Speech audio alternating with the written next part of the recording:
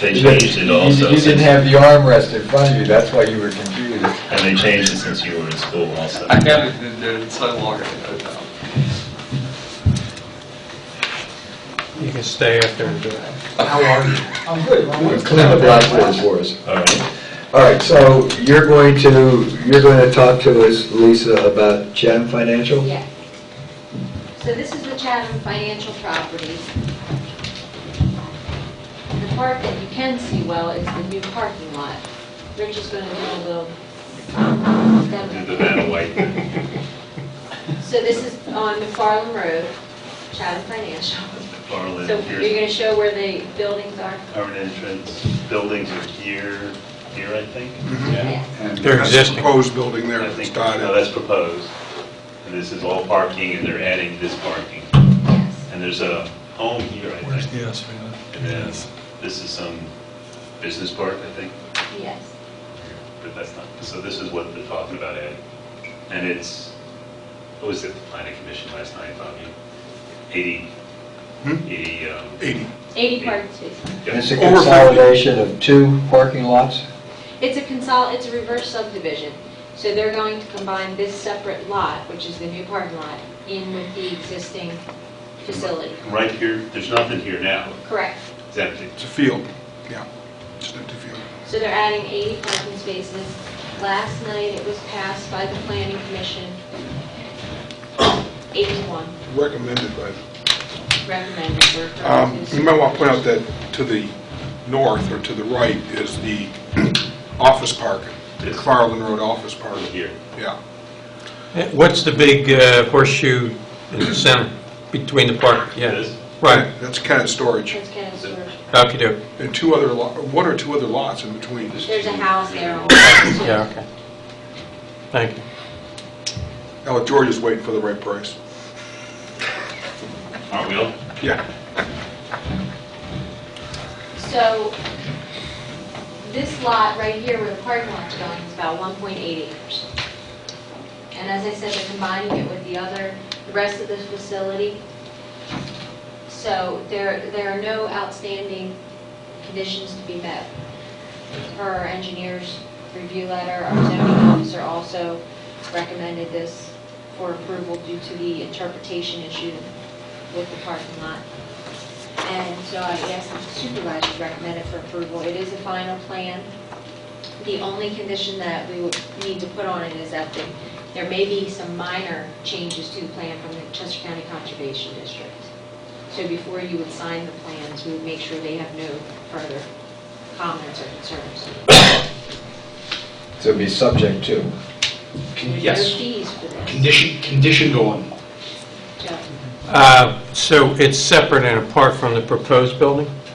No, the proposed building is a third building that was approved on the That's facility, previously but approved. it's all going to be one parcel. Once this is approved and recorded, it'll all become one parcel. So that was, the proposed building was previously approved. Yes, The only question here is the new parking lot, correct, which wraps the whole thing up. correct. Thank you. And there was some interpretation issues as to if this new parking lot would need 2 entrances. But it doesn't because it's combined with the existing facility.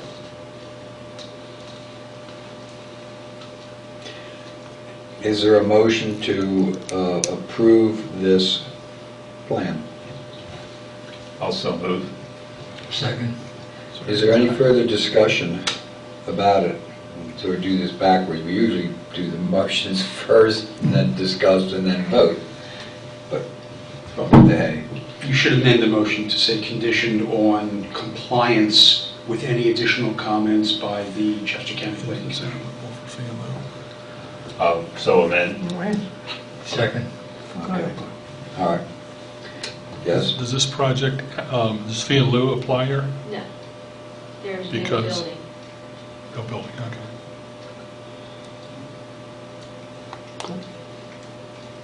Any other discussion? All in favor? Aye. Aye for me as well, passes. Thank you.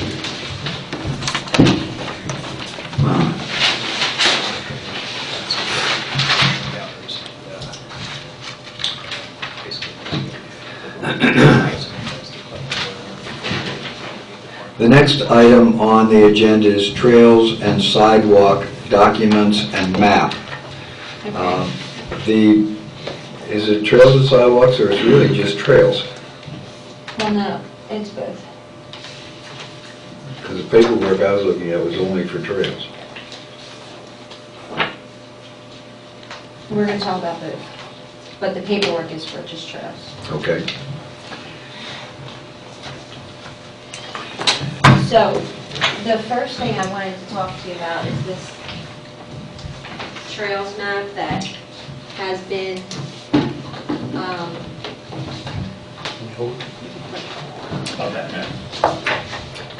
Will the wire stretch down there to you? Because I can barely hear you, and we're just standing a short distance apart. I'll take a microphone. She has a portable. I just wanted to move this.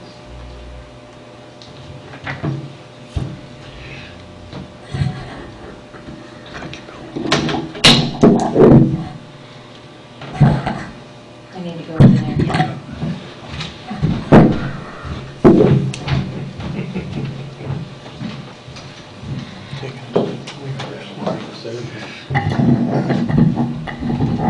That works. Okay, so as you all probably have heard, we're working on it. We created a Trails and Sidewalk Committee, and the members of the committee have been appointed, and they will have their first meeting September 15th. In the meantime, we've been working with the Trails Alliance attorney to come up with a trails policy, which is one of the documents that was on the website, and a trails ordinance. So this map here is the map that the Trails Alliance created. They sent out on flyers talking about the trails that they've put in place and possible future trails. So right now, the orange is the existing trails, the blue is proposed, and the green are trail easements that are in the works right now. So right here, this green piece here, that's the PIA trail connection. That will go from the park, the Pennock Park, over to across the PIA property and end up over where Victory Brewing is and over by Cypress Street. Originally, the Trails Alliance came to the township and wanted the township to enter into an agreement with the railroad, because there's the railroad tracks that has to be crossed for the trail. The township agreed that we would enter into it if we owned the trail easement. From the advice of our attorney, we shouldn't enter into that agreement if we don't own the trail easement. So we've been working on this trail policy so that the supervisors can eventually take over this section of the trail and enter into the agreement with the railroad. So tonight, the first point is I need to know from the supervisors if they're definitely willing to take over this little trail easement for PIA.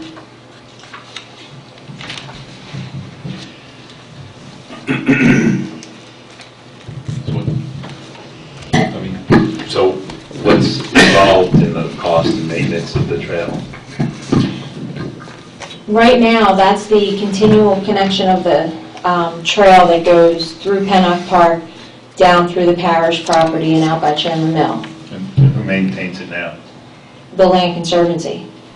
Isn't that correct, Sequoia? I think so. There's a sign out there that... Yeah, Sequoia's here, I was asking. Okay, go ahead. We do offer some support in managing that portion of the trail, and we do have some money in a reserve fund, but it's not something that would be replenished. So at this point, you know, we can still manage to do that, but I'm not sure what will happen in the future. Okay. Do you know about how much you spend a year on it? Plus manpower and stuff? No. This year, well, we had the big flood in the spring, and so that was really the washout. So does the Trails Alliance maintain it, or the Land Conservancy? Well, if I can remember correctly, that was something that was part of that property was given by the borough for the trail. Is that correct? or the landowners Right. who had that. But as far as I know, we don't own it. We don't officially manage it. We just have sort of helped keep it open, keep it Okay. clear. Yeah, and you continue to do some. Yeah. Okay. Chester County's got their name on the sign, along with some others. I don't know, that was just in support of, or? I do recall seeing that on there, and I don't know if that's because they just offered some funds or how that worked out. That was sort of just for my time. But not to really affect what you're deciding, there's a lot of spots along that trail that need small bridges, because there's a lot, as you know, there's a lot of water cutting through. It's in bad shape, it really is, particularly after it rains. Of course, when it's dry, there's no problem. But I was going to mention, it needs to be managed better. You mean the trail system The trail, down through here? yeah, what goes across, what's across Hillendale to the Pendock Fields, that Woodeds area, there's 3 water crossings, not of the stream, just runoff crossings, that are dangerous. You can slip and fall very easily. It needs infrastructure support, whether it be a wood bridge or something small to help. You know how they put that bridge on the south side of Hillendale? They don't need something that big, but they need something there, whoever they are. That's Okay, yeah, part of the confusion.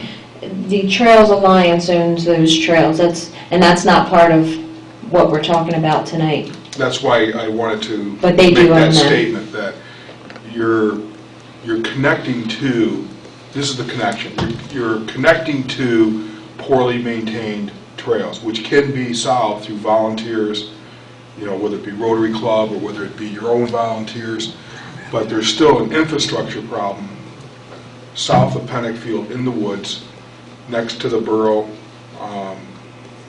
water treatment area. There's one particular distinct problem, and there's 2 others that could use better crossings. You got to jump it, or you can't even jump. You got to turn around if it's that flooded. I will mention that to them. Yeah, it's not insurmountable. It just needs to be addressed. That's all. Okay. Lisa, I'm a little bit confused. I didn't realize that question was on the agenda for tonight. I thought we were talking about the ordinance and the regulations. Well, that's what initiated these 2 documents. See, my recollection was that when we first started talking about this issue, and it grew out of whether we should take over ownership through a lease of that section that went over the railroad track. And then there was this continual discussion that developed that if we take over the trails, maybe we have a benefit as far as insurance is concerned. But then there was an ADA question. There were a lot of different questions that all of a sudden began to surface, and it wasn't clear that the benefit of becoming the owner, as it were, would be of benefit, and that we needed to look at it more closely. And that was one of the reasons why we wanted to make sure that the Trails and Sidewalks Committee, Sidewalk and Trails Committee, populated and functioning so that they could begin to ask the questions and do the investigation and give guidance to the board as to the pros and cons of the various options. So I thought that's where we were, which was for this board to be on hold until we heard back from the committee. So hearing this now sort of takes me by surprise. Well, there's 2 parts to it. See, the Trails Alliance was given the impression that the supervisors were willing to take that section because the railroad company will not enter into an agreement with them. They want us to enter into the agreement. So there is 2 parts of it. The Trails and Sidewalks Committee is supposed to organize and give us guidance on trails, which is other connections that they plan to bring to us in the future. And they will give us recommendations. The problem with the PIA trail is that trail needs to be the trail easement needs to be completed by November, so there's a time crunch for that. That's why the Trails Alliance approached the township about this first, to see if we would be willing to do this. So now they're at the point where they need to know if we're going to be willing to take that section and if we're going to be willing to enter into the railroad lease agreement. Well, my recollection is council suggested that maybe we shouldn't be rushing into that. Am I remembering? It was suggested that until we have these documents in place, that's what initiated these documents, was this PIA connection. So isn't the documents a framework for then we could take a look at any individual one later? Yes. And that framework gives us certain levels of protection, and then it also talks about, even though we own it, other people can help us maintain it. Correct. We'd be primarily responsible for maintenance, whereas the township then steps in later on any individual one. So should we consider these documents first? And then, That's part of this tonight. okay. And then you don't have to take a vote on this. They just need some sort of idea if the township is still, because that's what was told to them 6 months ago. So they need to know if the township's still willing to do that. And if so, once these documents are in place, will we be able to proceed with that section of the trail? So we could do some things in parallel. Correct. We could adopt these ordinances, or are they ordinances? One's or an just- ordinance and one Yeah. is a policy. Okay, and then we could get our questions answered, because depending on the cost and the questions just answered, we could then make an informed decision. Right, so with the ordinance, everybody's had a copy of this, and tonight we need to gather any comments. If you have any, if you're fine with the ordinance, we'll advertise it for adoption. The policy, you can, if you're fine with that, you can adopt at your next meeting as well. After those documents are adopted, we just need to know, should the Trails and Sidewalks Committee start looking at all the details of this easement? Because if you guys aren't willing to take over that section of the easement, then we need to let them know that. But if you are willing, then we'll have the Trails and Sidewalks Committee look at it and give you a recommendation on it. Does that have to be more than just the railroad crossing itself, or do we have to take a whole section of the... In other words, can we just do the part with it crossing the tracks? Good We question. could. Yes. It's a good question. My thought was, we don't own the trail. The township doesn't own the trail. And yet the township is being asked to enter into a lease for a portion of the railroad right-of-way. I guess it's X number of feet. Yeah, we're not going to own that anyhow. Either side of the tracks, that Yeah. their lease, that the railroad is leasing to the township for the township's use. But the township doesn't own the trail on either side of it. And that didn't seem to make much sense to me, which started the question, should the township does the township want to take ownership of that whole trail system that appears on the exhibit? Or not? Keep it like it is, and in which case, somebody else is going to have to enter into the lease with the railroad company, because we can't be a leaseholder for property that is all intents and purposes in a vacuum, because we don't own what leads up to it on either side. Is there a reason, if we own all the trails, But that's not up for question right now. Just so you know, okay. Okay, we're talking the railroad. If we owned all the trails, is there any reason why we couldn't enter into a contract with a third party to maintain the trails? No reason whatsoever. That would be fine.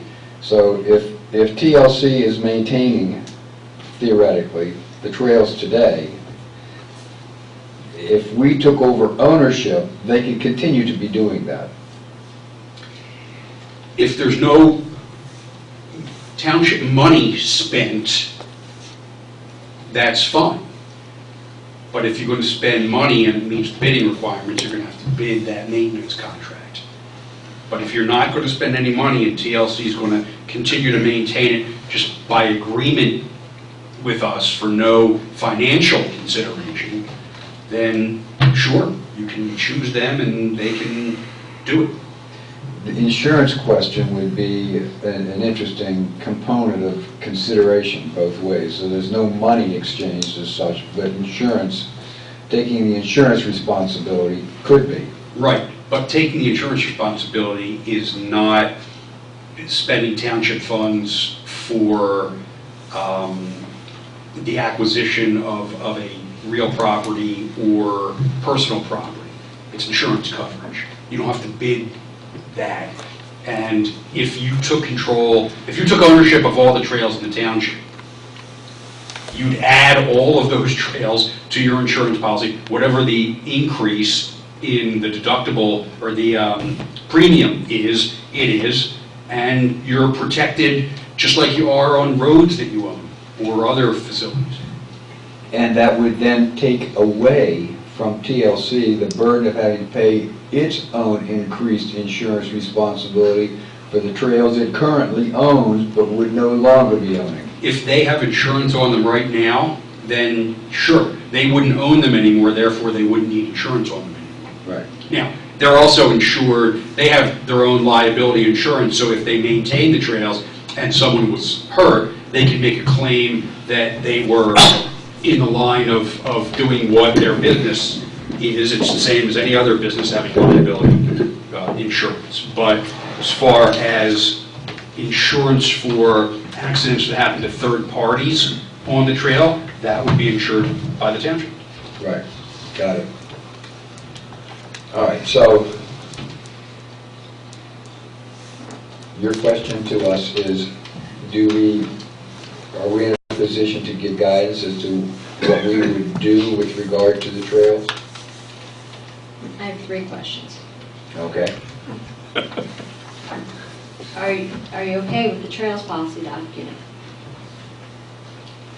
Yes. I'm not saying approve it tonight, it can be at the next meeting. You'd have to advertise it, right? Not the trails policy. Okay. I'm just That's asking just a if you're okay with motion it. to Okay. approve the policy. Okay, so let's put it on the agenda for the regular Board of Supervisors meeting in 2 weeks. Are you okay with the ordinance? The ordinance is really rules and regs. It's what you can do and what you can't do on the trails. It's similar to an ordinance that provides park rules and regulations for township parks. And that's really all it is. It doesn't, other than that, it doesn't do anything else. And it provides. But it also says that, Do we have those? yeah, In the Dropbox. On the top of it? Yeah, it's on I Dropbox. didn't see it. it doesn't, it also says that for each trail easement that is done in the township, they can be amended for that trail. But it gives general guidelines, if you can't hunt, can't drink alcohol, your pets must be on a leash, those sort of things. So it just gives the general rules for trails that are in any trail system. Does it talk about what's allowed on it, like bikes, horses, et cetera? Yeah. Okay. Yes. Widths, Well- no motor vehicles. Right. Unless allowed by the township. Unless Goes on, goes on. designated in the specific trail easement documents. Correct. Which would govern if they were differed from the ordinance. Correct. Okay, so do we need a motion to put it on the agenda? Or- Yeah, you need a motion to advertise. Motion, do we have a motion to advertise? I'd like to submit a motion to advertise. Second. All right. In favor? Aye. Oh, before we vote. Oh, Couple questions. Would we be looking at putting this ordinance in place regardless of ownership of the trail, just to help Yes. manage? Okay. Yes. So the premise of the bridge over the railroad doesn't enter into that? No, that's a whole separate It's not discussion. contingent. So my question, it might be one for David or the other attorneys here. What would be the ADA requirements on trails? I mean, ADA is something that obviously applies to a government such as the township and would apply to the trail system if the township owned the trails. The issue is ADA requires you to make reasonable accommodations for persons with disabilities. Emphasis on the word reasonable. If you establish a stone trail and there is some type of disabled device that can't operate on a stone trail, and the only thing to allow that device to operate on that trail is to pave the whole thing, the question becomes, is that a reasonable accommodation for a disabled person? And in that regard, it depends how long the trail is, it depends where it goes, there's a lot of factors there that would judge reasonableness, but I would say if you have a stone trail, reasonable accommodation does not include paving. And Well, isn't You're dealing with pervious and Right. coverage versus impervious, stormwater management, et cetera. That's, but it's a case-by-case basis. Well, my concern would be the bridge itself being ADA, and so you'd have to provide an elevator or some Which kind of bridge? slope. Which bridge? The hypothetical bridge over the railroad track. I don't think that's going to be It's a not gonna be a bridge. bridge. I think it's just going to be a crossing? A ramp. Pedestrian crossing. I don't think it's a Yeah, bridge. it's not going to be a bridge. I wonder if they'll have to put up signals and stuff like that then. Signage, obviously. Yeah, The lease agreement is rather long. yeah. And is not very advantageous to us. It really says that they can, terminate it at any time, that kind of thing. We can't have that. I mean, I've got to do a little negotiation with them regarding aspects like that. But it's not a bridge. It would just be to allow the trail, to allow the public access across. to cross the railroad Okay, tracks. that's less, And if the trails are natural, you don't have to do ADA. gotcha. With their metal? Natural. Natural. The metal The trails, metal, yeah. trails, yes, you have to do ADA. Yeah. What is a metal? I don't know. I don't know. And yellow brick roads? Right. Did you say mental trail? Natural trail, My hearing, I'm sorry. Yeah. natural trail means what? It's a, Dirt, Dirt, wood Grass. chips, not stone.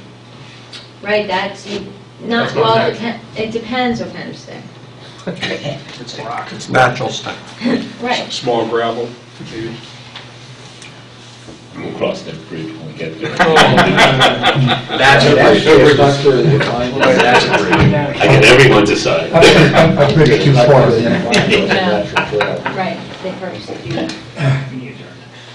Just a quick question. I apologize for not having read the documents you're discussing, but does the Takes the policy... fun out of it if you do. Really does. Well, no, but I was wondering, does this distinguish between sidewalks, formal trails, and This is informal only trails? trails. This Only is on trails. Only Not sidewalks. And how about, say, a public easement where people have been cutting across an area, to get from one place to another, where it's not really a trail that anyone establishes? Does that apply to that? Established. Okay, so you define that in this thing? Trail easements. Right, okay. And there's signs. Cut through may or may not be public, it may have been used, For- yeah, there may just be the adverse one path, possession, yeah. there may be Right, personally owned. doesn't apply. Not covered. All right, good, all right, thank you.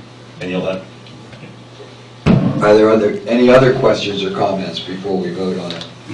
The vote is to advertise, so we can have further in-depth discussions in 2 weeks. And Bill, you have the opportunity to read it. Yes, I will. In the next 2 weeks. Yes, I will, thank you, sir. It's hard to keep up with it. I will always try to be forthright and honest about my status on things. All in favor? Aye as well. Passes. My third question is, Oh, jeez. This is the hard one. and this is the hard one, After she's got it set up. are you willing to have the Trails and Sidewalk Committee start looking at the PIA section only? In the hopes that the township will take over that section only of the trail. And with that would come entering into a railroad agreement. which obviously Dave would still have to do some work on, negotiations. Well, it would make sense to me, because we're under the gun, so to speak, We are, that the Trails and Sidewalks Committee ought to constitute itself and enter into its responsibilities. which they're going to do on the 15th. Okay, so, and if the first item after constituting itself is to start working on that end of the trails and dealing with that particular question, I don't have any problem with that. But Anybody else? Well, I still would think we could just have a lease that crosses the track and not take over the whole trail. Well, I think the problem. We could. We could. Yeah. There's going to be a lease agreement for an area, a measurable area, that we would be the lessee and we would be a party to a contract for, but we would not own any No, property we're not going to own it either way. whatsoever. Right. Can it be done? Yeah. Yeah, I just didn't think it made a whole lot of sense, but you're right, I mean, The problem is. it can be done. Then you're gonna have a little section that the Trails Alliance owns, and a section we own, and then a little section the Trails Alliance. Yeah, well, there's going to be lots of sections in this thing before it's done, but why go into owning a whole big piece when all we really need is the crossing of the track?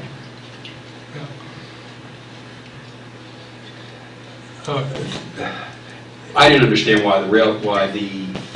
why the Trails Alliance didn't enter into the lease with the railroad, but They wouldn't enter into it. Yeah, who they would? won't. I don't think the The railroad. railroad would enter into it. They won't. They want the township to do it. Of course they would, the township.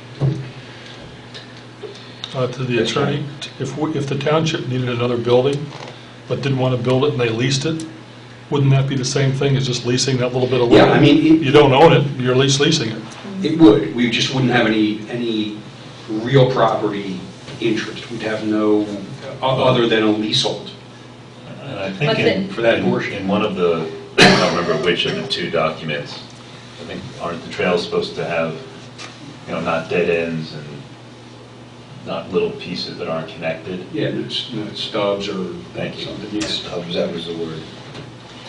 So I think, it sounds like, we're willing to figure out what will enable the trail to cross the railroad tracks. And then the other question is how best to do that. Be it a single thing or something else that's a little bit larger, but regardless, I think we want to help enable that. Right, but the Trails Alliance was given the impression 6 months ago that the township was willing to take over that section only of the trail. Jeff, you were there with me when we had this discussion. I don't think we said that it was a fait accompli. I said I would agree. that we would look into it. In our meeting, I don't know if you'll have another meeting, but, yeah.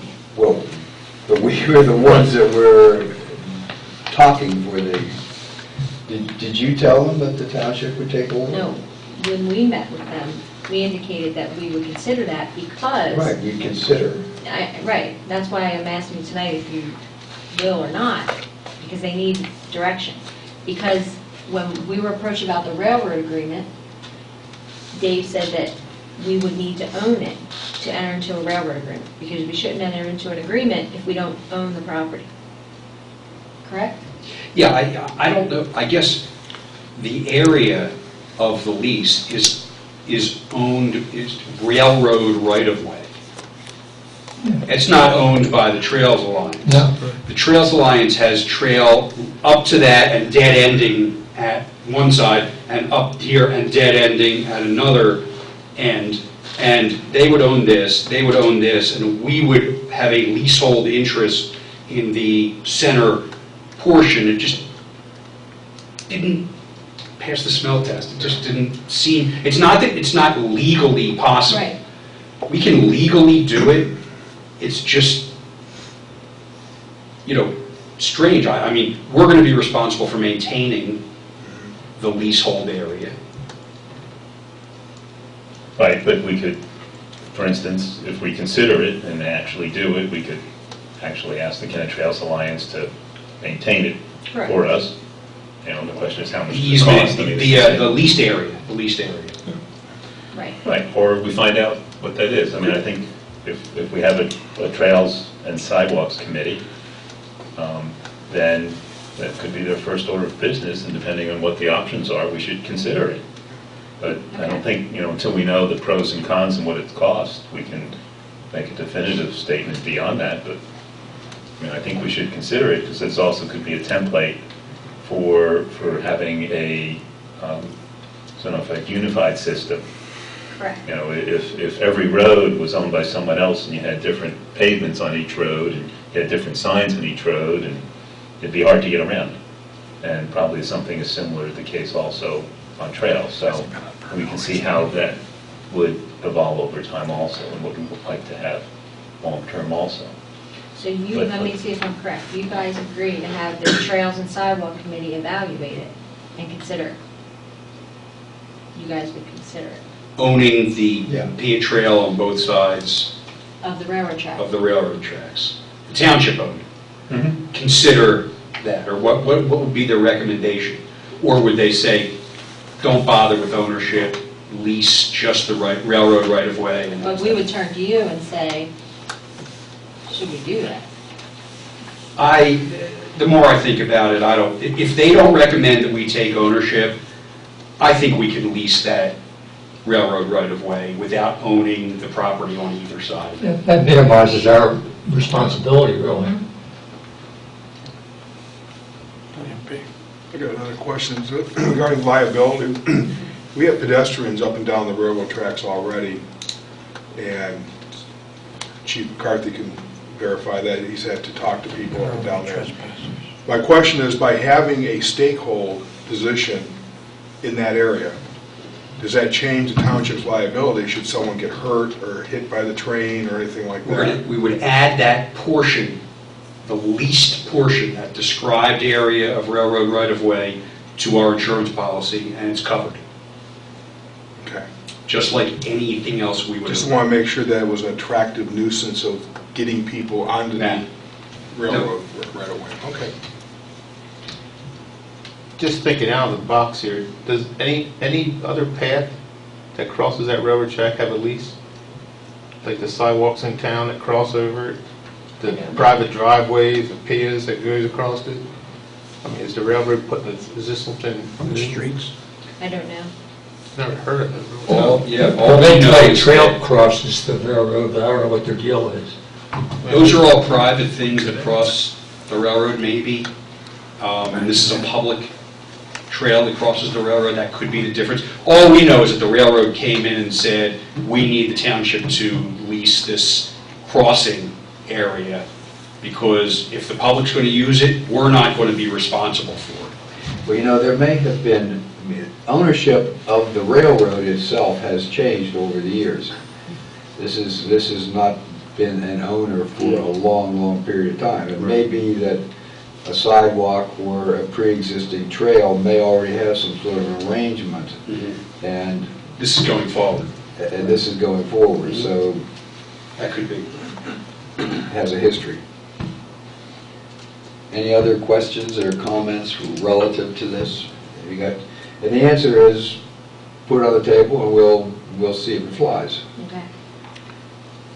But like you, I certainly have not told the Trails Alliance that we were committed to doing this. We said we would look at Yeah, it. what we told them was, in order for us to enter into the railroad agreement, we would want to own the property. And in order for us to own the property, we would want to get these documents in place. So that's what they've been told. So that indicates that we would want to own the property in order to enter into the railroad agreement, which we would be willing to do. Because we never told them we would be willing to do the railroad agreement without owning the property. So we could tell them that. Okay. Well, those are the two possibilities that Right. we want to get some feedback from the committee. Okay. But not to oversimplify, you could cross the railroad then on the trail, either way. Either way. Either way. Yep. This needs to be answered by when? Well, I think they're going to settlement for the easement in November. Who's going into the settlement for easement? Whoever's going to own it. Yeah. You'll be at settlement in November. Thought I clarified. Well, the rest of the With the trails are railroad. going to be owned by PIA or the Trails Alliance. Right, but you're talking the railroad portion. That's right, we're just talking about the right-of-way Okay. of the Yeah. railroad, that the railroad is responsible for now, that wants us to be that they want us to be responsible for, because it's now going to be a public trail crossing. So PIA is granting a trail easement to somebody. Right. The whole Correct. portion. Yeah, I assume, unless they're selling it to them, which I No. doubt, they're granting an easement. Right. So I assume that's the Trails Alliance, unless the committee recommends to take it that over. we take ownership of it. How long is the PIA Trail I'm portion? not sure how long it is. And it already exists coming up from the south? No, it's not there at all. Oh, okay. All right. It's in progress. Trail in progress. Well, you know, their internal decision markers are their internal decision markers, and we will work in good faith and due diligence to accomplish what we need to. But let's assume that they have to absolutely go forward by November 15th or some arbitrary date. That means the Trail Alliance has to decide whether it wants to take a chance on what we're going to do on November 28th when we're ready to make a decision. Or at the work session in the first Wednesday of December. But under the worst of circumstances, we could cut a deal with Trail Alliance to take them out of the, I mean, we can work something out. If they have to act in the meantime, they have to act in the meantime. But if we're all working forward with due diligence and in a timely fashion, settlements get postponed all the time. I don't know why this one couldn't be either. I'm sure it could be. Okay. Anything else on this issue of trails? No. Okay. That's not, when I had been reading through the documents, I had some scrivener's kind of notes, not changing the substance of it. And my recollection of our previous discussions is that if we change odds and ends of things, it doesn't necessarily have to be re-advertised as long as it doesn't change substantively. Correct? In an ordinance? Yeah. In an ordinance, yeah, if it's non-substantive, then it can be changed without re-advertising. Correct. And the policy statement doesn't get advertised anyway. Correct. So we can charge that one through how we choose. Correct. Thank you. Okay. Can I say two things before we go on to the next subject? I just wanted to say that we had 2 dump trucks that Roger took to get a trade-in price for them, and they were going to give you, what, $3,000? Yeah. So we put them on Municipal. It's a 95 Ford dump truck and a 94. One's 4-wheel drive and one's not. They sold today, the 94 sold for $9,460, and the 95, which is not 4-wheel drive, sold for $6,500. Which is slightly over 3,000 each. So that's good. Congratulations. Good day. What's your cut? What's your cut? That's going to take care of the trail. The winning buyer has to pay Municipal 8%. It's amazing what the people buying. The other thing is, Albert and I attended a luncheon today for regional police with Newgarden and the borough was there, and then Joe Kirshner, who is the peer that is going to do the regional police study. So we had a good luncheon, and then at 3 o'clock, Albert and Dell had to attend another meeting that only the police officers could attend to ask their questions about the regional police. What are the, I thought there was a 4th township? London Grove. 4th town. They weren't at the lunch. Okay. And they don't have any police officers, they have state police. The Joe Kirshner, who's doing the study, said that pretty soon the state police will start charging for their services. and they believe it's about $165 per person, so for our municipality. For what? Per hour. For residents, so, Resident. per resident. So, for example, for us, it would be about 1.6 million. That's what he says the estimate is.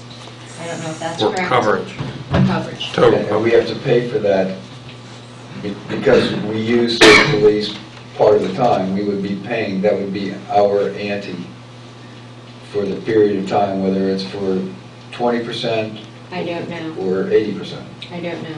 I don't think they were discussing that. They were just saying it's all or nothing. Right. I would hope Yeah, it's that's prorated. Yeah, that's my, But I don't my know. point.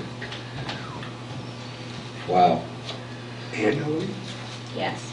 I mean, you'd think they'd prorate it based on the 911 calls or something.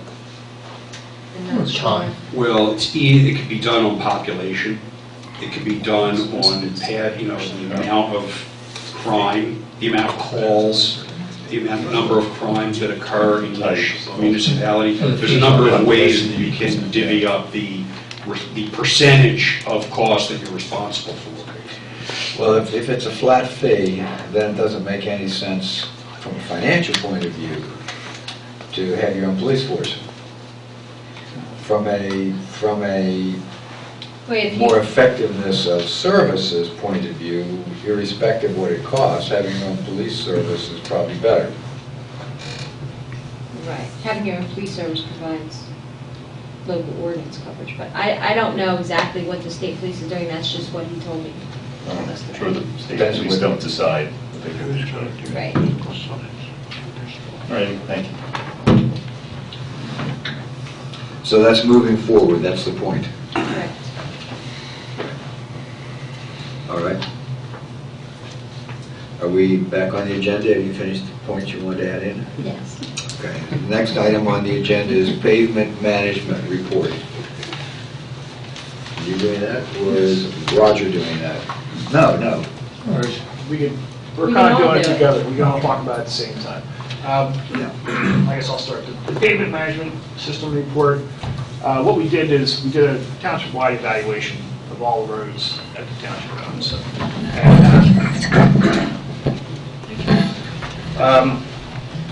So basically, we assessed the condition of each road as it currently exists, took some measurements, length, width, sidewalks or not, curb ramps, and essentially rated each road for quality, in terms of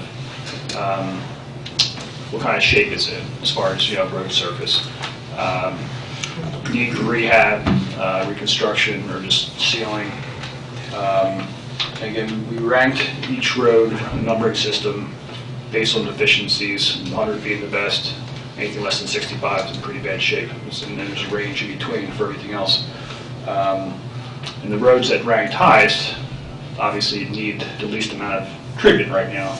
And at the same time, with the roads that ranked the poorest, which should probably be maintained sooner rather than later. So in addition to ranking the roads, it also then suggested the level of treatment that we would suggest over a course of time, whether it's 10 years, 15 years, 20 years, and that's a cost decision, right? How much money the township would want to spend in order to do that. So essentially what this becomes is a planning tool for township to budget funds to repair the roads and also maintain them, so that by doing a cheaper maintenance option now to prolong the road surface, we'll put off the need to completely rebuild it sooner.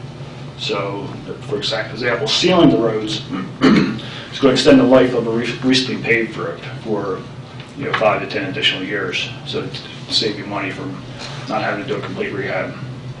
There's also options for overlaying, milling and overlaying, and then again, the most expensive would be the complete road reconstruction.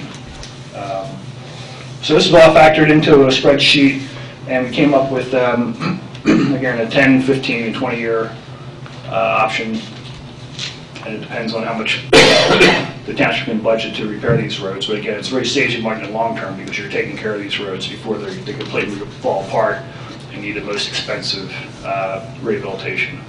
So are the 10, 15-year differences how low you get before you do something to bring them up a little bit, or what's the difference? Well, we would, since we assessed every single solitary road, theoretically, you could do all the township roads within 10 years. Now, of course, that would be much more expensive.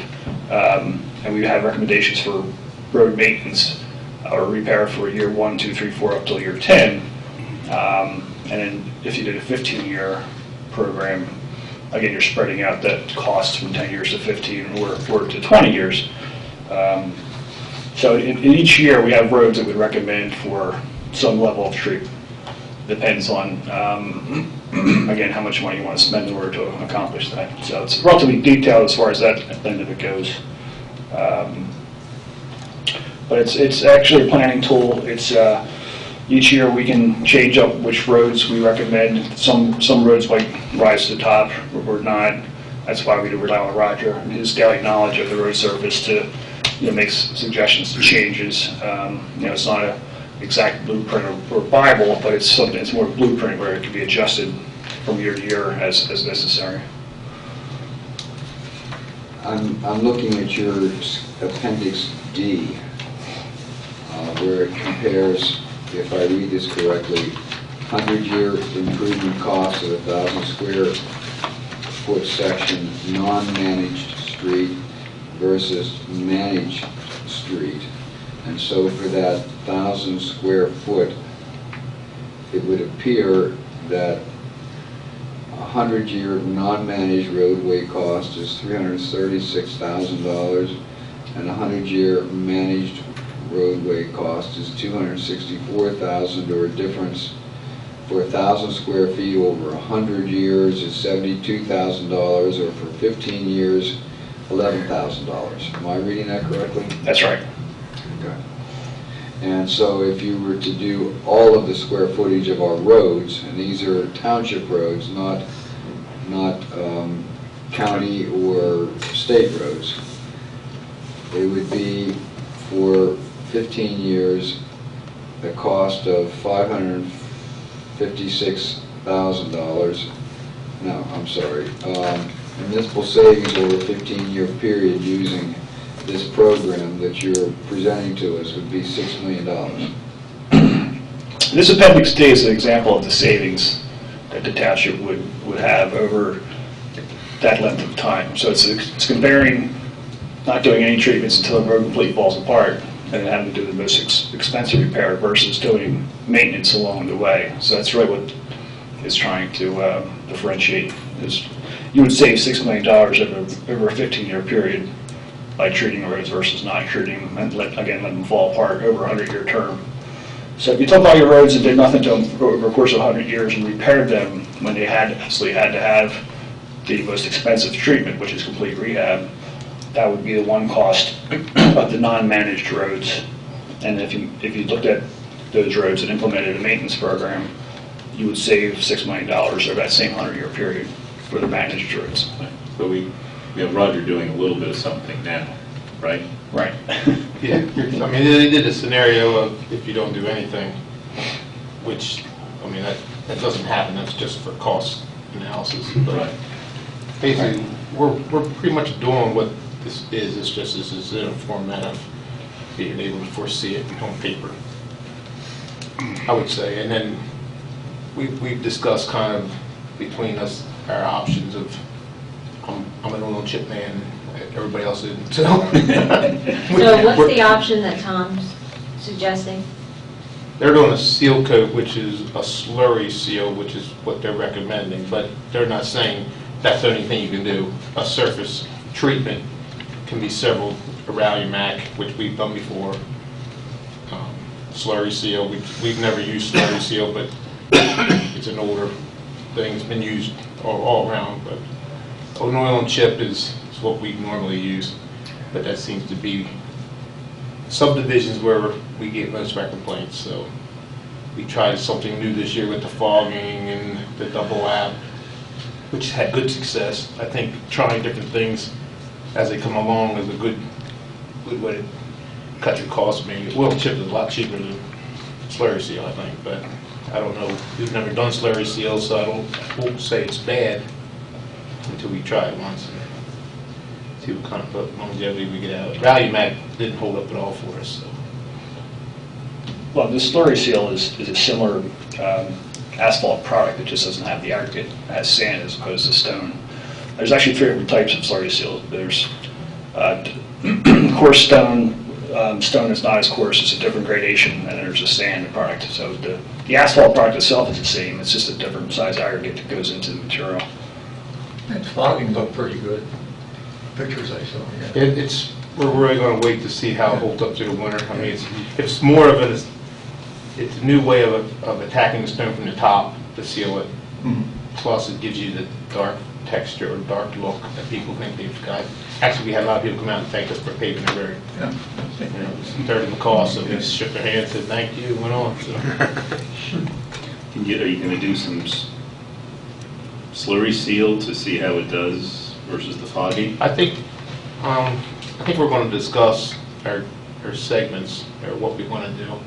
I called Tom today just to kind of didn't want to blindside him tonight with my thoughts thrown in here at him, so he kind of knew I was going to have a few questions but I think we're in the building mode here too, so like you said, we'll reevaluate these roads as we go along. Well, for example, like year 1 has Indian Springs, which was just done. So we'll need to move that road. Right, That's one yeah. of the ones he did the fogging on. Yeah. Yeah, we're still waiting for some additional comments to come back to completely finalize this, Right. but there's some of those tweakings of roads and which years they should be Right. done versus roads that were done this year, for example. But the paving technologies or methodologies, the only thing that I guess Roger's not familiar with is the seal coating first. I mean, the overlay, the township's done, the milling and overlay they've done, you've done complete rehabilitation as well. So, I mean, you could even do a little pilot program if you wanted to for slurry sealing to see how you like that. Yeah, I think it's a good, I'd like to try it, Yeah. but I think the drawing part is the part I'm worried about more. Like on a main subdivision, you keep your traffic off of it. A main road, to keep traffic off totally for an hour, white dries, it's tough. But I'm not saying it can't be done because they do it all over the place. They'll cut, build little sections, do one section, let it dry, then do another section. But, One of this is the second pass we've had to see this. Right. Right. And my recollection of the previous one was that there was a question whether all the roads were included. At this point, all of the township roads are correctly included. Yes. Right, that's right. There was 2 main roads that were excluded from the initial inspection. So that changed the cost, the overall cost. Okay. And then there was some, again, tweaking of moving roads in and out of the different years based on when they were most recently paved. For example, all the roads that Roger did this year, we didn't know that during the inspection or the initial evaluation, so they were taken out and put towards the bottom of the list. Right. So, Yes, Bill? Yes, I saw something else in the data that I wanted to bring to your attention, and I'm glad Roger is here. Looking at the first exhibit, I believe it says that about 15,000 square feet need to be reconditioned, fully reconditioned, rehabbed, I forget the exact word, out of approximately 550,000 square feet total roads in the vicinity. For a very long time, our roads have been in Roger's hands, and that's only 0.3% of the roads, by an actual survey of all the roads, need to be rebuilt, and that's mostly Hillendale, east and west. I mean, I think that's a remarkable job that Roger has done over a very long time. This report would look a lot different in terms of its cost if Roger hasn't kept our roads up over a very long period of time where not a larger percentage needs to be totally rebuilt, which, if you go almost in any direction from our township, I think you would say that there's a larger percentage of roads that need to be rebuilt than what we have in our township. And that's the real big cost driver that we don't have, that that'll be indicated in the report. So I think we owe Roger quite a bit of thanks for what he's done over a very long period of time for the township. oh, yeah. well, I thank you for that. But I took it over from the last guy was ahead of me, so it's... Right. But the reconstruction, they went from one extreme to the other. Yeah, it's Total reconstruction is very rarely done unless I have talked to Tom, I have one section of Hillendale Road between Byard and McFarland that has 2 sections in it that we're having trouble with, just with the truck traffic is just pumping it so bad. So those 2 sections, we're going to evaluate with Tom, do some core samples, and that might be total reconstruction. But it's only one road for total reconstruction. One section of Hillendale. That's the thing. The other part was the sections, Hillendale we're gonna have to go through and find out, remeasure and find out what, it just says East Hillendale Road, doesn't say the section, so we don't know what section of road they measured out, so. That's easy enough to go back and figure out. Well, it's measured toward the different benchmarks, and for example, if a road condition changed or if suddenly it widened or narrowed, that would be a benchmark of, starting over again or creating a different section. But I think we were focusing in on Rosedale and Hillendale, trying to get those sections up because of the amount of truck traffic and cut-through traffic for the township. And hopefully we can continue to put them in our program, because, I mean, the way our program's set up right now, they're not really, sections of them are, but we've backed off 2 sections of Hillendale because of the sewer extension that, we're still, in the midst of doing. I don't want to put a road in and then dig it up to put a sewer line down it.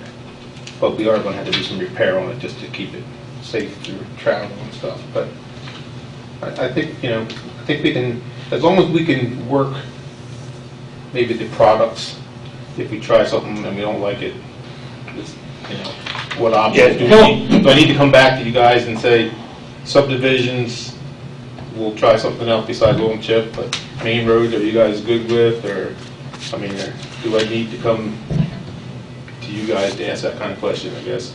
Well, and I think one of the other main questions is, do you want to get rid of oil and chip altogether? Because it seems to be the consensus that oil and chip is not desired. Well, yeah, I'm not convinced that oil and chip is the way to go. And I'm pleased that Roger has been trying other things to give us something to test against. And so speaking for myself, I'd like to know what the options are. And when we were looking for who would be our township engineers, it was Remington, Vernick, and Beach engineers touted this as one of the things that they could do, was to do this survey and put in a plan that would save us money and also provide more effective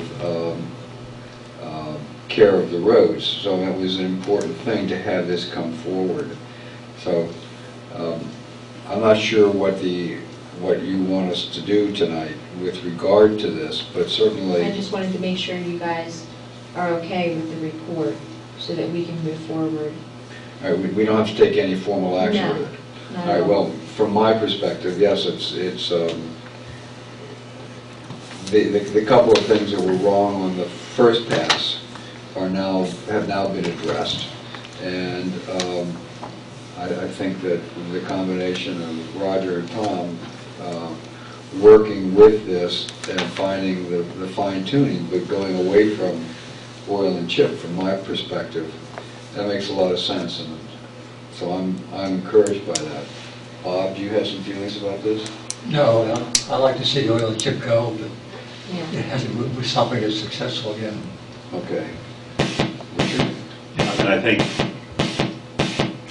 we're haunted, but, yeah, I mean, if you can move away from something that's not much more expensive and is as effective as oil and chip in terms of sealing the roads from the water damage, right, I mean, that's what's the issue, then certainly experiment with that. If there's areas in the township that you can't put anything but oil and chip on for some reason, I don't think we're not banning it like DDT or anything. Well, I understand that, and I appreciate, I mean, new products are always good to try. Yeah. And I think we have tried, there's Nova Chip out, which is, it's called something else now, Ultra Thin Pavement. It's similar to Pavement, but it's done in 3/4 inch paving.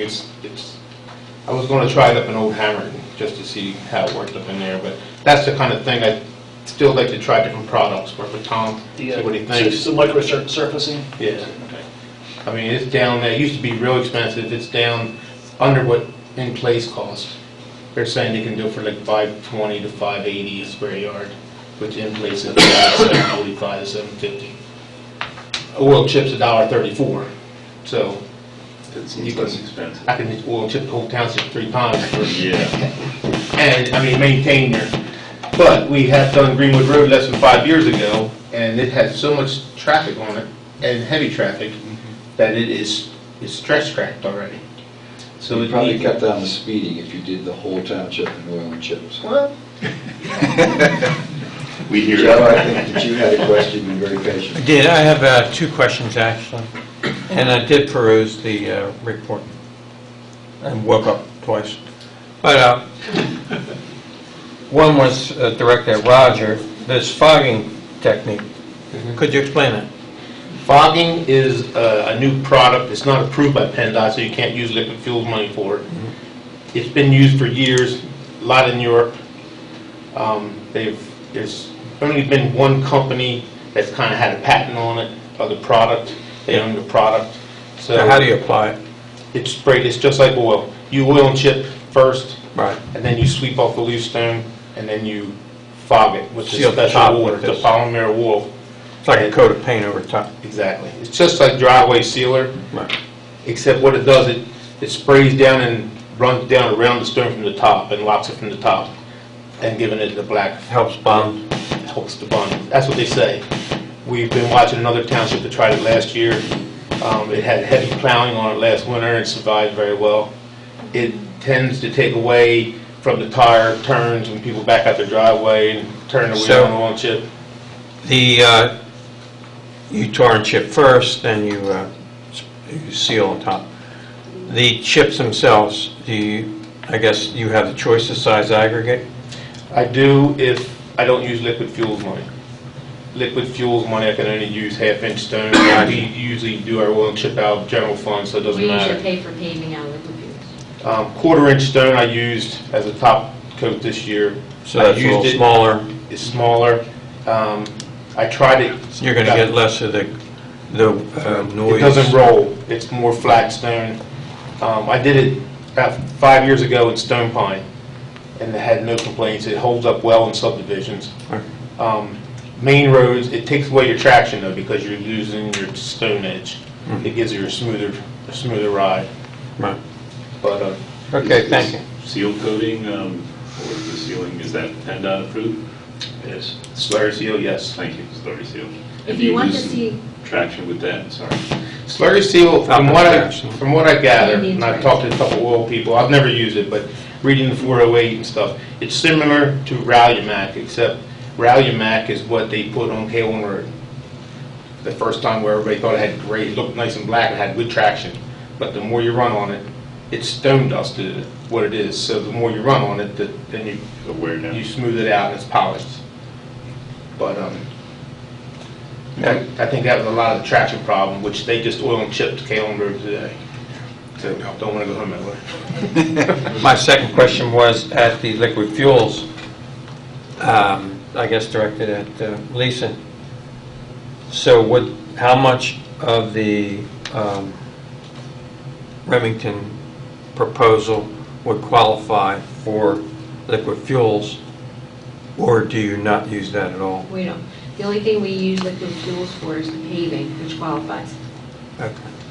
What do we get each year, about 250,000? So you only get $250,000 a year, Yes. so that would So it doesn't be, even cover all the paving. what would be the percentage of your yearly proposal at a 15-year rate? We're at 500,000 a year. right? There's a graph that shows the year-by-year paving. It's about, I think it's about 50% liquid fuels will cover. Okay, so then 50% would come out of the budget. Right. Which, that's what That goes happens now. now. Okay. Tom, Thank you. when you revise this report, will you add a column that shows the section Shows the what, sorry? of the roads? Like Killingdale, Oh, sure. River Road. I think it's in here, I think Russ not recognizing it. Right, it's just easier if it was on Appendix B. There was another one that showed the section.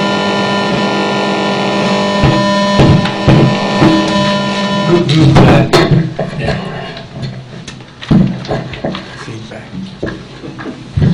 BlackBerry maybe.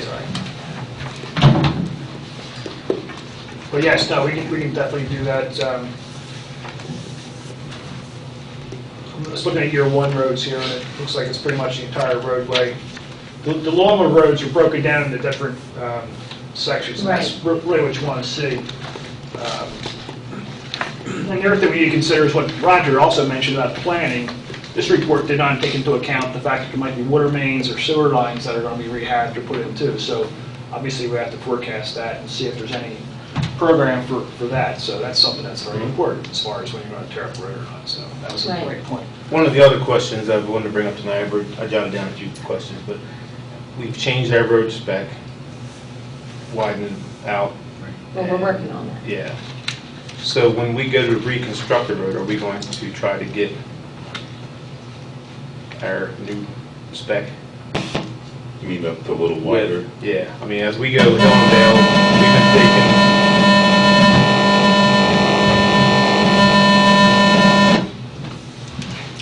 we've been taking about a foot each side, trying to get out to 20, 21 feet. Some places, in order to do that, it'll be pretty good bank removal, sloping, and not everywhere, but in certain areas. But I mean, we changed our road spec basically to handle new roads coming in.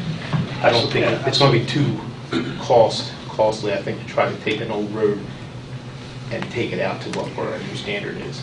Yeah, I mean, by the municipal building. Yeah, it's 20 feet. It is 20. I mean, we did widen that road out. All right. But there's ones where there's Yeah. pretty steep slopes, so that's probably a case-by-case basis. Yeah, it's Hillendale, several banks on Hillendale, at the far end, from Greenwood out to 52. Up past Pond of Woodward, that's a pretty steep bank up on Ellis's old property and that. Those kind of places, I just wanted to kind of ask ahead of time, we're not looking to take our older roads out to the new standards, basically, is what I'm asking. Unless it's the only one that I'm really concerned about are Hillendale and Rosedale, because they're the, Saying the busy roads, it makes sense, Yeah. right? Yeah. I mean, most of our roads are 18, 19, most of them run between 19 and a half. The busy roads are where it's easy, maybe. McFarland Road is one that I'm going to question because traffic on McFarland Road is outrageous now. It's going to be going up. Exactly. Well, it's not a question of if you can do it, it's just how much money you want to spend. You may end up shortening the amount of roads that you do each year. So it's kind of... But the system, you can easily see the trade-offs with, right? I mean, that's the other part of it. Right. You can see what you bump back or the peak is. We might need to just do it on a case-by-case basis and see what the supervisor wants to do. All right. Okay. So am I correct in understanding that the supervisors are in agreement that the township should begin to work with Tom in implementing in a reasonable fashion this new proposal, the pavement management system report, pavement management system? Are we in agreement with that going forward? Yes. Is that what you need to know? Okay. Roger, is this different from what you've been doing materially, or? Slurry, yeah, No, I meant the plan, not the... No, not a whole, I mean, basically follow, I don't go by a set printout of No. what road gets done. I pretty Right. much evaluate at the end of every year, just see how the winter attacked us and move roads around, oil and chip. Right. But oil and chips is the kiss of death, especially on main roads now. I mean, I like it because of traction. It does give you more traction in the winter. A new polished paved road, it's nice to drive down, but in the wintertime it's slippery.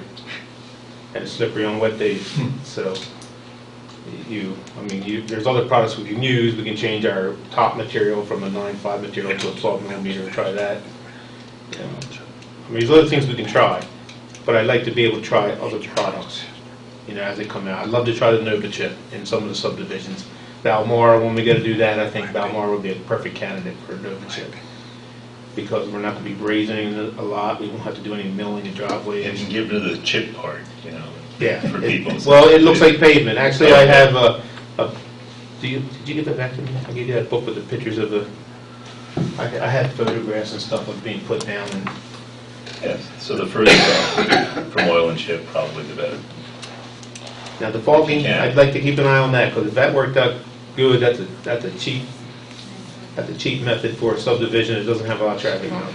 Well, it sounds like you have some options because you're not completely tied to using liquid fuels money. So that opens up a lot of options for what you want to do.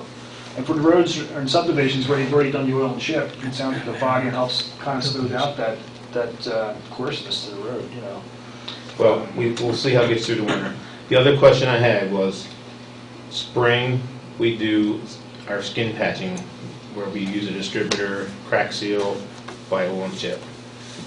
Are we to take that away too? And just go to the rubberized crack sealing?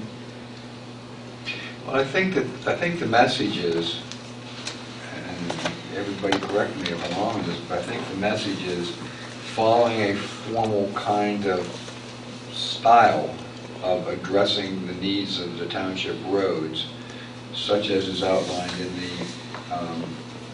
Pavement Management System report, is the way we want to try to go forward. We're willing to work with you in finding the material that will serve for the top dressing or whatever. You see, there's flexibility in what you're using at the various stages, but the idea of going forward in this kind of structure, I think, is the important component of the report. So it's not all strictly a subjective. Certainly it has to be subjective. As Bill has pointed out correctly, your exercise of your subjective review has worked well for the benefit of the township, for which we all are deeply appreciative. But this is suggesting that it's more than just a subjective review. And if we don't give it a try, then we'll never know whether this approach works. So I'm trying, in my mind, I'm trying to balance a totally subjective with a totally formulated and find a balance that works both ways. Okay. Does that make sense? I understand what you're saying. I could work with Tom on products and different products for maintenance. I mean, because skin patching is our maintenance. That's crack sealing through the summer, through the fall. That's cracks come, we won't chip over. Big cracks, we rubberize, crack seal. But I think I wouldn't call it oil and chipping because you're doing patching of spots. But we'll work together on We'll that. see where those roads rank in this, and when they're up for, complete rehab, or what the treatment calls for that particular road. You can decide if you can push that off and just, crack seal versus seal coating or something else. That's certainly something to be considered. But for example, year one, we have about 12 roads that are listed. And it's a variety of seal coating. East Hillendale is a reconstruct, and then the rest are overnight and mill and overnight. So it gives you an idea that you got for next year 12 or so roads that you're going to fix, and then it's going to cost X amount of dollars. Then you're going to move 1 year or two. There's another 12 or 14 roads that are suggested for a variety of fixes. So, in the meantime, if you're in a subdivision or where you want to experiment with something, I mean, I think that's something that we can certainly work on and see how that goes. And this will be, well, this isn't a public venue, so people know then when their neighborhood is due to be seal coated or paved. Well, we normally put out flyers of what's going to be Right. done in the budget But- year for when I Right, get that year. Yeah. But they can look ahead and But they say, can look ahead of, hey, it's the year after or something, or it's 10 years, wait a minute, they may call. But, Okay, it's truly a planning tool. And then the other question I asked Tom coming down the steps here tonight, are we looking at, is Remington Vernon Beach going to be reviewing these roads and updating this policy, or might want to take over and bill all for what they have? Like in 4 years, are they going to come back in and reassess job? So, I mean, presumably year to year there'll be changes. Do you know how to make those changes in their system so that you can see how things adjust, or is this a one-off? Well, what we typically do for our clients, outside of Roger's experience, is that every 5 years or so, we'll come in and update this. But we may not need to, again, with his expertise. Again, this is starting point, and it's going to change. Maybe not necessarily year to year, but it's going every 5 years is what we're suggesting is.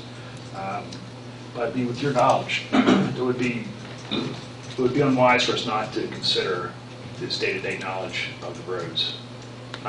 Most townships that we represent don't have this experience in here, so we'll take advantage of that for sure. So basically, if anything I need, I usually call Tom and bounce it off Tom. I don't ever think about when I call somebody it's costing me money, because I don't deal on that end of it, but, I mean, I don't want to call them, but once they did the program for amount of money. Now, if I keep calling, asking questions, adding questions, that's just a time fee, or I don't know how that works, but I just want to make sure I don't, at the end of the year, say, well, how are you calling every 20 minutes for 5 weeks? We haven't come across that yet. For example, the revisions we've made, that's all still part of the original proposal budget. So if we want to go out and reassess over the course of their day, that's a different story. But the 15-minute, half-hour phone call, that's not something that's, you guys are getting beat up for. So. Okay. Are there any other questions regarding the report or the follow-up by our two professionals? Okay, thank you. And thank you both for filling us in with how this all works. It was very illuminating. Yes. If you're going to stretch, you're going to really make it obvious. Otherwise, I call. Okay, then I think that gets us down to the police manual on the agenda. The supervisors asked the township employment attorney to create a police manual, which he did. And the supervisors reviewed it. Chief McCarthy reviewed it. He requested some changes to it. One of the changes was to change the titles in there. In other words, it said lieutenant or supervisor, and it should be specific to chief. And the other thing was there was an error in there as to the Chester County Emergency Services. It was titled differently. So we agreed to make those changes. And at this point, the policy is ready for the supervisors to adopt. Okay, so is there a motion to that effect? Second. Okay. Is there any discussion? So this is the township employment lawyer. He's done more than one before. Yes, he has done numerous. Okay. Thanks. And this has been on display on the website? It's not a public document. It's not a public document, the police manual. That's what our employment attorney told us. Okay. So it is not on the website. Okay. Any other discussion? I spent hours with this and with Lisa, so I'm okay with it. All right, so, all in favor? Aye. Aye. None opposed, so it passes. So it will be distributed to Chief McCarthy and Officer Knoll.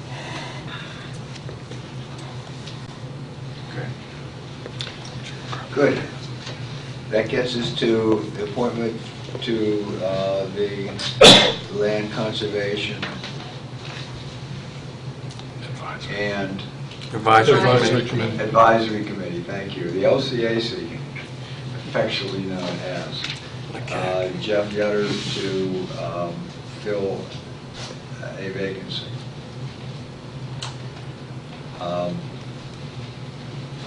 Jeff Yetter. Is there a motion to that effect? I have a point of order, Mr. Chairman. He indicated in his thing that he's a member of the TLC, and you previously have indicated that that's a conflict of interest on another member. So I just want to bring that to your attention. Contributor Contributor. to the Sierra Just a Club. contributor, not- Contributor to that, Nature You're Conservancy. not a voting member of the No. board? Okay. All right, that's, I want that clarification. That's good. Yeah, we did that about two and a half years ago. Yeah. Well, I'll move we approve it. I'll second. Okay. Is there any discussion? You already did. I've had it. Yeah, you did it. Be a contributor. Yes. I just wanted to voice that on Monday night, just a few weeks ago, we had a chance to walk out in the Chandler Mill Preserve area, and I was very much impressed with the enthusiasm and the passion that these gentlemen and the other members have for the environmental issues in our community.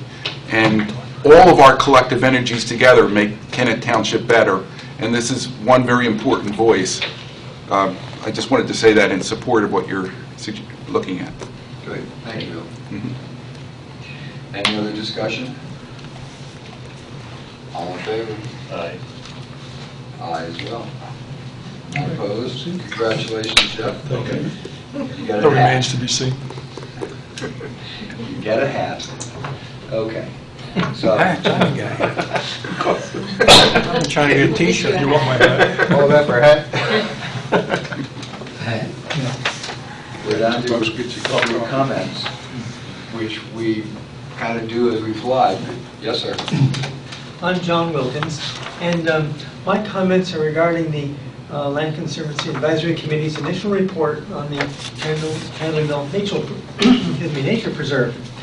And I do understand from Gwen Lacey that she's received questions from some of the committee people regarding aspects of the committee's report on the nature preserve, the proposed one. And there are apparently several aspects that are felt to not properly reflect the proposal.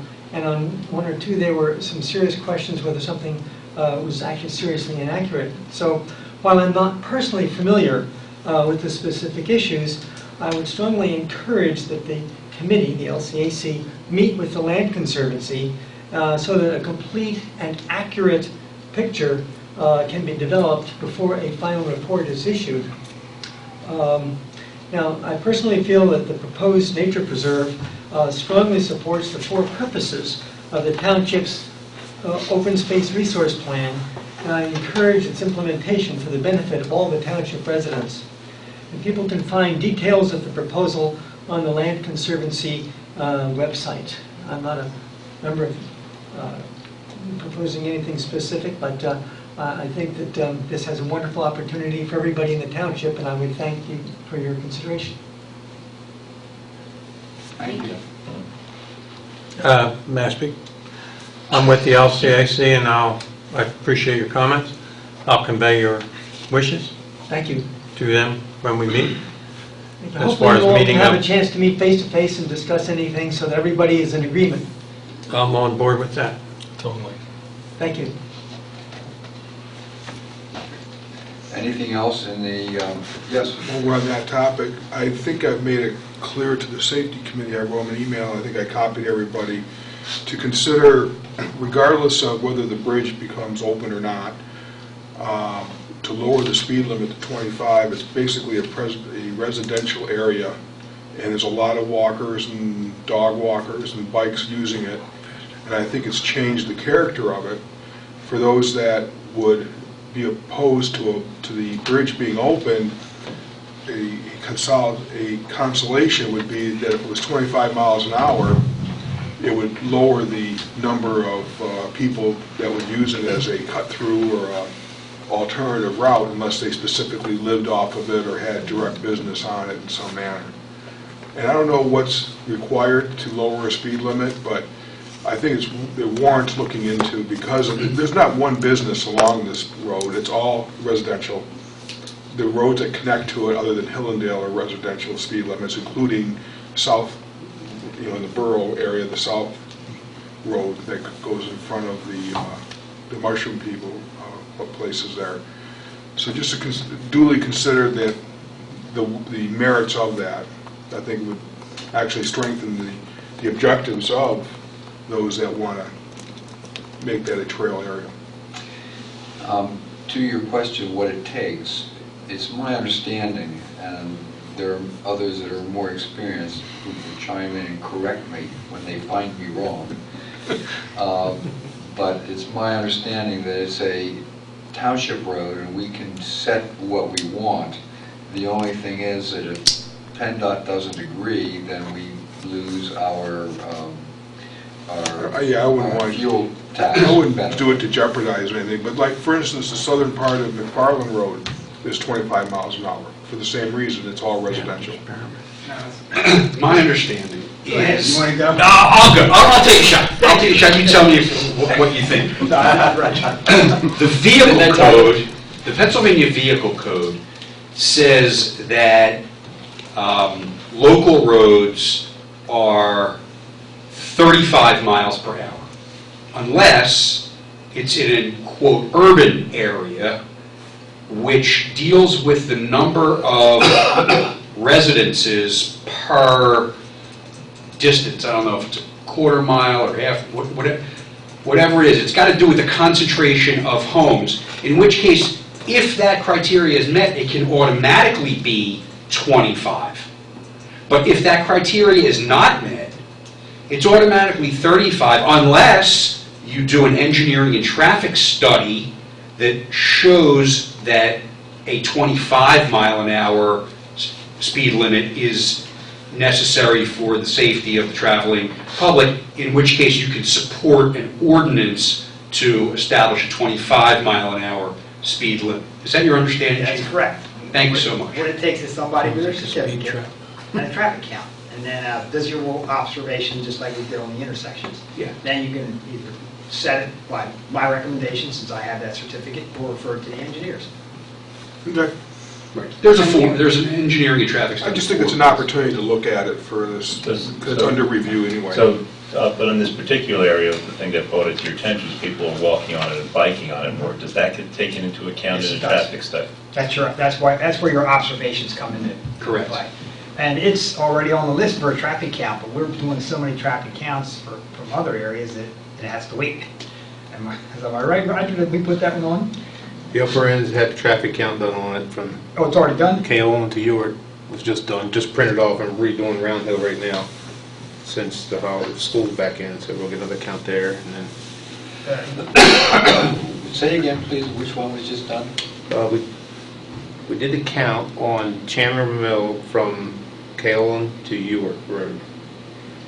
It has no posted speed limit right now. Oh, that's the south side. That's a different area of Chandler, I think, that he's talking Yeah, about. I'm thinking the northern side. Yeah. Yeah, then we're gonna move to Nolan, right? You're redoing Round Hill at Kaolin and Yeah. Round Hill at Chatham. Yes. We did a count 2 weeks ago before the holiday, Right. and then we're doing a count now. Both, you get both ends around Hill, yeah. Yes. And then we're gonna move to Bucktown, which is what it is when it's west of the bridge. In other words, Chandler Mill at the bridge then becomes Bucktown. Mhm. So that's what needs to be done, because it's 30 miles an hour now. And since then, there have been 2 developments built in New Garden, so there's a lot more traffic on it. So it's on the list. Plus the bridge being out, I mean, that's where everybody goes now, so there's a lot of traffic on Bucktown. Okay. Thank you. Any other comments? One thing I wanted to mention is, Yes, after sir. Lisa left that meeting today, there was a clarification on the state police charging. That requires a change in the law. We've been waiting 40 years for local radar, so. And what they're trying to do is, there are some municipalities that have to have police departments because of their size, but don't feel they get the benefit of the state police. So they want to even the charge out by those that don't have state police pay for it. But it requires a law change. It was a big issue last year because there was some sensitivity about city going under budget or something. So it has to come up again. Right now, it's not, it's proposed, but it's not. So that's where we're at. But after the finance, then they mentioned it. Right. Okay. Thank you. Yes, sir, I Roger. just have one. I'd like to thank Remington Burlington Beach for doing this report, working with me on that. Done a good job. Tom's very good to work with.